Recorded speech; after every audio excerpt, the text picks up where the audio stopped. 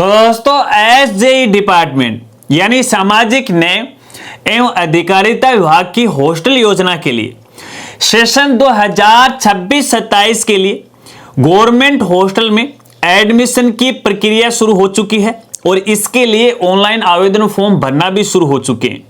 तो आज की इस वीडियो में मैं आपको बताऊंगा कि आप फ्री हॉस्टल के लिए ऑनलाइन आवेदन फॉर्म कहां से, कैसे, कब तक भर सकते हो, इसके लिए आपको किन किन दस्तावेजों की आवश्यकता पड़ने वाली, हॉस्टल में एडमिशन के क्या नियम हैं, क्या शर्तें हैं, क्या पात्रताएं हैं, यानी ए से लेकर जेड तक कंप्लीट जानकारी से आपको रूबरू करवाने वाला हूं। यदि आप स्कूल में पढ़ाई करते हो या फिर किसी कॉलेज में पढ़ाई करते हो या फिर किसी भी प्रकार की आप कोचिंग करते हो तो आप इस फ्री वाले हॉस्टल में एडमिशन ले सकते हो। जी हां, नमस्कार साथियों, मैं हूं आपका अपना साथी राजगुरु जी। तो साथियों, आपको पता है या नहीं पता ये तो मैं नहीं जानता, लेकिन अपने राजस्थान में एसजेई डिपार्टमेंट के द्वारा हॉस्टल योजना है वो संचालित कर रखी है और इस हॉस्टल योजना के तहत जो स्कूली बच्चे हैं कक्षा 6 से लेकर 12वीं तक वो भी एडमिशन ले सकते हैं फ्री छात्रावास के अंदर। इसके अलावा कॉलेज वाले स्टूडेंट हैं वो भी ले सकते हैं या फिर कोई कोचिंग करें, चाहे वो किसी भी प्रकार की कोई कोचिंग क्यों नहीं करे हो, सभी प्रकार के स्टूडेंट है इसमें एडमिशन है वो ले सकते हैं।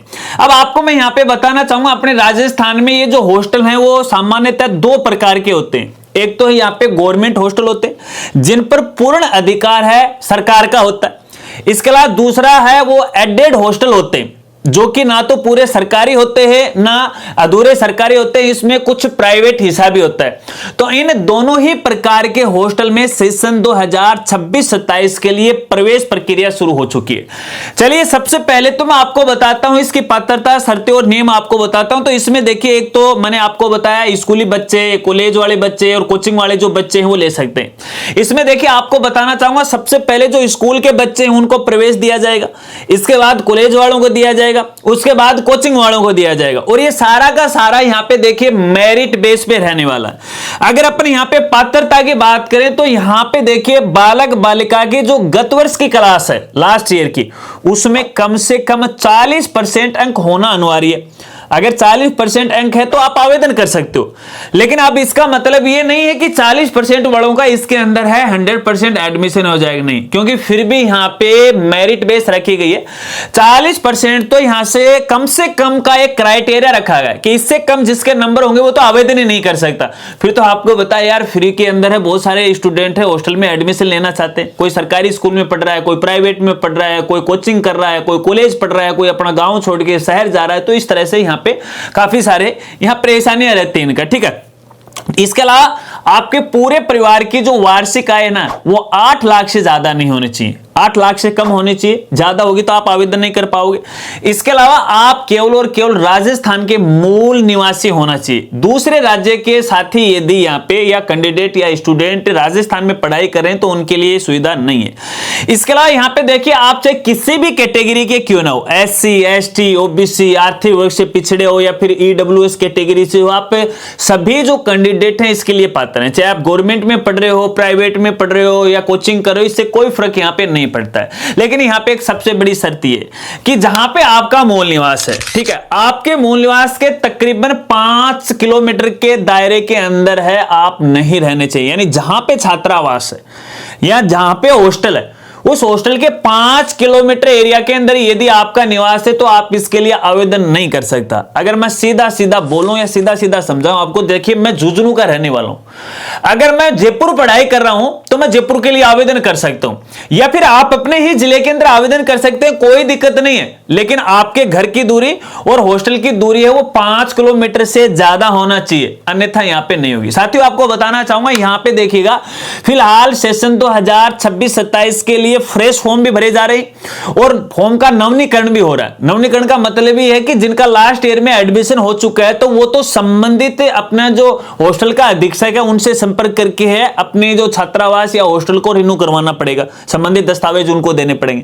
बाकी जो कैंडिडेट पहली बार ही आवेदन करें उनको तो नया फ्रेश आवेदन फॉर्म है वो भरना पड़ेगा। चलिए, दस्तावेज के रूप में क्या चाहिए आपको, हालांकि देखिए आपको बताना चाहूंगा खास दस्तावेजों की आवश्यकता नहीं है। ऑनलाइन आपको 1-2 दस्तावेज अपलोड करने पड़ेंगे, बाकी इसकी आवश्यकता आवश्यकता नहीं। लेकिन यहां पे आपको बताना चाहूंगा कि आपके जन आधार कार्ड के साथ आपके सभी दस्तावेज लिंक होना जरूरी है। जैसे आपका बैंक खाता होगा, आपका आधार कार्ड होगा, आपका मूल निवास होगा, आपका जाति प्रमाण पत्र होगा, आपकी इनकम होगी, ठीक है, या फिर जो भी आपकी कैटेगरी है, एसटी, एससी, ओबीसी या ईडब्ल्यूएस है, आप बीपीएल परिवार में, वो सब अप टू डेट होना चाहिए आपके जन आधार में। ध्यान रखना यहां पे आपके हर एक दस्तावेज में कैंडिडेट का नाम, माता पिता के नाम की स्पेलिंग, उसकी डीओबी, उसकी कैटेगरी है, उसका एड्रेस सब एक जगह होना चाहिए। कहीं पर भी यदि डेटा मिसमैच होगा तो आवेदन फॉर्म है वो नहीं भरा जाएगा, ठीक है। एक बात और मैं आपको बता देता हूं, देखिए इस वीडियो में मैं केवल नियमों के बारे में बात कर रहा हूं। यदि आपको आवेदन फॉर्म भरना है तो इसके लिए, और देखना ट्यूटोरियल देखना है, तो इसके लिए हमारा दूसरा चैनल है ज्ञान कामना यूट्यूब चैनल, वहां पे मैंने पूरी प्रोसेस बता दी। वीडियो का लिंक आपको वीडियो के डिस्क्रिप्शन में मिल जाएगा, लेकिन पहले नियमों को आपको जानना जरूरी होगा, ठीक है। तो दस्तावेज आपको अपने जन आधार कार्ड के साथ लिंक करवाने, नहीं करवाए हैं तो देख लीजिएगा। यहां पे देखिए जो इनकम होती है वो हर साल हमें अपडेट करवानी पड़ती है। तो इनकम का जो फॉर्मेट है एज ए डिपार्टमेंट के ऑफिशियल साइट पे भी आपको मिल जाएगा, या फिर हमारी जो साइट है rajgurji.com है, स्कॉलरशिप के मेनू के अंदर है, यहां पे आपको फॉर्मेट मिल जाएगा, या जो भी फॉर्मेट का एक अपना मेनू रखते हैं अपनी साइट के ऊपर, वहां पर भी आपको मिल जाएगा। और वैसे मैं टेलीग्राम पर भी ये शेयर है वो कर दूंगा, ठीक है। तो यहां पे वो सर्टिफिकेट आपको जन आधार कार्ड के साथ लिंक करवाना है, अपनी इनकम है वो अपडेट करवाना है, ठीक है। चलिए बाकी देखिए, वैसे आपको कोई खास दस्तावेज नहीं चाहिए। जब आप ऑनलाइन फॉर्म भरोगे तो उसमें आपका जाति प्रमाण पत्र और आपका मूल निवास प्रमाण पत्र ऑनलाइन आपको यहां पे अपलोड करना पड़ेगा, आपकी जो इनकम वगैरह वगैरह, ठीक है। अब यहां पे एक खास दस्तावेज जो कि आपके संस्था प्रधान का चरित्र प्रमाण पत्र होगा। अब जिस स्कूल, कॉलेज या कोचिंग में आप पढ़ रहे हो वहां से आपको चरित्र प्रमाण पत्र बनवाना होगा और वो ऑनलाइन अपलोड करना पड़ेगा। ध्यान रखना यहां पे जब भी आप ऑनलाइन आवेदन करो ना, तो देखिए कई स्टूडेंट कह सकते हैं कि यहां पे चरित्र प्रमाण पत्र का ऑप्शन ही नहीं है, मूल निवास का ऑप्शन नहीं है। तो देखिए ये जो फॉर्म है अप्लाई कराने की जो प्रोसेस होती है, तो उसके अंदर कुछ डॉक्यूमेंट के कॉलम नहीं दिए जाते, लेकिन फिर भी विभाग मांगता है, क्योंकि प्रोग्रामर के दिमाग में नहीं बैठा कि क्या क्या डॉक्यूमेंट लेने। तो ऐसे में एक डॉक्यूमेंट के साथ दूसरा डॉक्यूमेंट आप अटैच जरूर करना। तो यहां पे देखिएगा जो चरित्र प्रमाण पत्र है वो मैंडेटरी है, ठीक है ना, ये आपको अपलोड करना ही पड़ेगा। अगर ऑप्शन आपको अवेलेबल नहीं हो रहा आपके आईडी के ऊपर है तो दूसरे डॉक्यूमेंट के साथ अटैच कर देना। जैसे आप यहां पे मूल निवास अपलोड कर रहे हो तो उसके साथ अटैच करके एक पीडीएफ बना देना, क्या दिक्कत है, कोई दिक्कत नहीं आएगी आपको, ठीक है। चलिए अब बात करते हैं यहां पे आवेदन की। तो देखिए आवेदन 27 मार्च से भरना शुरू हो गए और इसकी लास्ट डेट है 31 मई 2026 तक। आपके पास बहुत टाइम है भैया, बहुत टाइम है, तकरीबन 2 महीने का समय आपको दिया गया। इन 2 महीने में यदि आपके जन आधार में किसी प्रकार की कोई दिक्कत है तो वो अपडेट भी किया जा सकता है और आप फॉर्म भी भर सकते हो, ठीक है। अब आपको बताना चाहूंगा, जैसे आपने फॉर्म भर दिया तो इसका स्टेटस आपको देखना पड़ेगा और विभाग के द्वारा मेरिट लिस्ट जारी की जाएगी। तो यहां पे 3 सूची या 3 मेरिट लिस्ट है वो उनके 4 जारी की जाएंगी, 4। तो पहली लिस्ट होगी, दूसरी लिस्ट होगी। तो यहां पे जो पहली लिस्ट है वो तो 10 अप्रैल को जारी होगी, दूसरी यहां पे 23 अप्रैल को होगी, फिर यहां पे 4 मई को होगी तीसरी, और फिर 11 मई 2026 को होगी। तो इस तरह से 4 लिस्टें वो निकाली जाएंगी। इन 4 लिस्टों में यदि आपका नंबर आ जाता है तो फाइनल आपका एडमिट समझा जाएगा। संबंधित हॉस्टल के अंदर आपको अपने दस्तावेज हैं व्यक्तिगत जाके जमा करवाना पड़ेगा और आगे की प्रोसेस है संबंधित हॉस्टल या छात्रावास का जो भी अधीक्षक है, जो भी प्रभारी है, वो आगे की आपको प्रोसेस है वो बताएगा। आशा रखता हूं अब आप अच्छी तरह से वो समझ गए होंगे। बस यही प्रोसेस है, इसी प्रोसेस को आपको फॉलो करना है, नियमों को आपको यहां पे फॉलो करना है। इसके अलावा यदि आपको फॉर्म भरते समय या छात्रावास के एडमिशन को लेकर आपके कोई सवाल है तो बेझिझक आप मेरे साथ शेयर कर सकते हैं, आपकी मदद करने में मुझे खुशी होगी। अगर वीडियो आपको देखना है ऑनलाइन प्रोसेस का तो ज्ञान कामना चैनल पे है वो विजिट कीजिएगा, पूरी प्रोसेस देख लीजिएगा।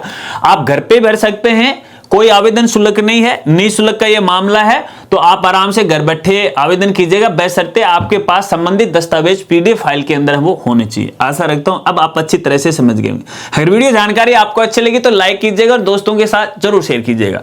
मिलते हैं फ्रेंड्स अगली एक नई वीडियो के साथ, नए अपडेट के साथ। तब तक के लिए जय हिंद, जय भारत।